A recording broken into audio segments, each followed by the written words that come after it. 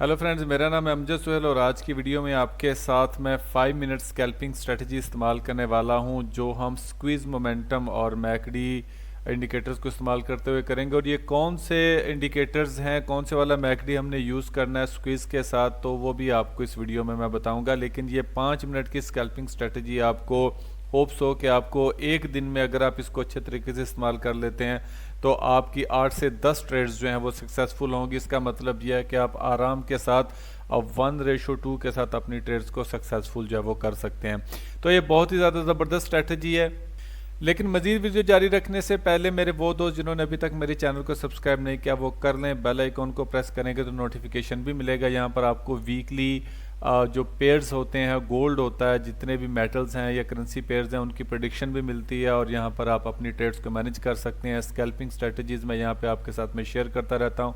आप यहाँ पे देख सकते हैं कि बहुत ज़बरदस्त किस्म की स्ट्रेटजीज़ मैंने ऑलरेडी आपके साथ शेयर की हुई हैं और जो बेसिक फ्रैक्स के लेसन्स हैं वो यहाँ पे पड़े हुए हैं। अगर आप चाहें तो आप इनको देख सकते हैं और काफ़ी ज़्यादा फ़ायदा इनसे हासिल कर सकते हैं।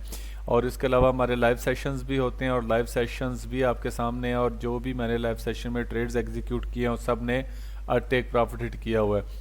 तो चलिए चलते हैं हम अपने ट्रेडिंग व्यू की तरफ और यहाँ पर हम अपने इंडिकेटर्स को लगाते हैं और देखते हैं कि best trading view indicator for scalping कौन सा है। तो जो सबसे पहले इंडिकेटर हम लगाएंगे बेस्ट स्कैल्पिंग इंडिकेटर हिंदी के लिए, वो हम लगाएंगे स्क्वीज मोमेंटम का। तो ये वाला स्क्वीज मोमेंटम इंडिकेटर आपको इस्तेमाल करना है। तो जब आप इसको अप्लाई कर देंगे तो ये आपको कुछ इस किस्म का व्यू देगा। हम इसके अंदर भी चेंजिंग करेंगे, तो आप मेरे साथ रहिएगा। तो ये टोटली चेंज हो जाएगा जब हम इसको ज़रा इम्प्लीमेंट करेंगे। और जो दूसरा इंडिकेटर हमें फॉरेक्स ट्रेडिंग स्ट्रेटजीज़ के लिए चाहिए हिंदी में, वो हमें चाहिए मैकडी, और हमें मैकडी चाहिए कस्टम मैकडी, ये हमें चाहिए custom indicator for multiple time frames, और ये हमें चाहिए क्रिस मूडी का। तो अब जब हम इसको इम्प्लीमेंट करेंगे तो आपको कुछ इस किस्म का नीचे जो है वो इंटरफेस जो है इसका नज़र आएगा।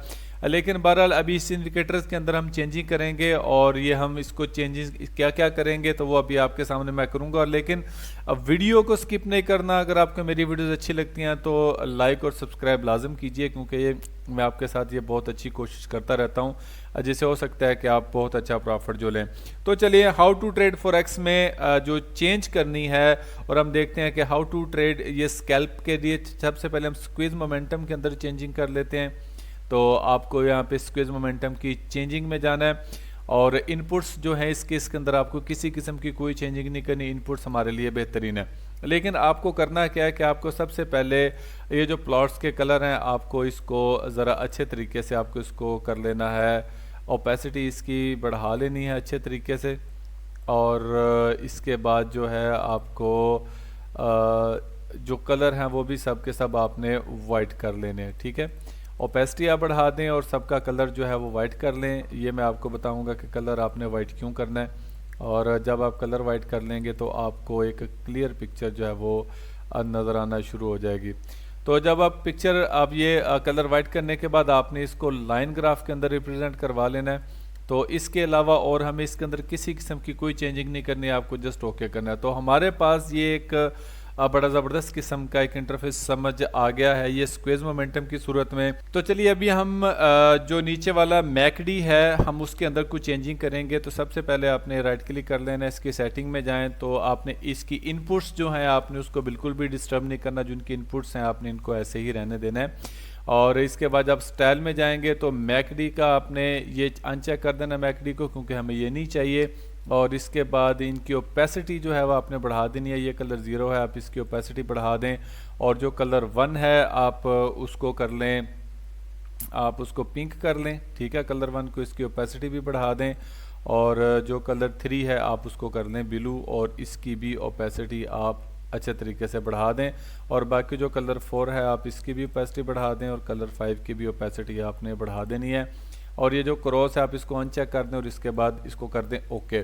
तो ये हमारे पास जो है एक बड़ी बेहतरीन किस्म की सेटिंग हमारे पास मौजूद है। अभी मैं आपको बताता हूँ कि आपने यहाँ पर ट्रेड कैसे एग्जीक्यूट करनी है। लेकिन बहरहाल आपको स्क्वेज मोमेंटम के बारे में पहले भी काफ़ी कुछ बता चुका हूँ कि ये जीरो लाइन से ऊपर हमें ये शो करता है कि इसका ट्रेंड जो है वो अब बुलिश की तरफ जा रहा है, जीरो लाइन से नीचे ये शो करता है कि इसका ट्रेंड जो है वो बिरिश की तरफ जा रहा है। और सेम जो है वो मैकडी भी इसी चीज़ को इंडिकेट करता है कि अगर ये जीरो लाइन से ऊपर है तो इसका मतलब ये है कि ये इस वक्त बुलिश मोमेंटम है, और जो जीरो लाइन से नीचे है तो इसका मतलब ये है कि ये बिरिश मोमेंटम है।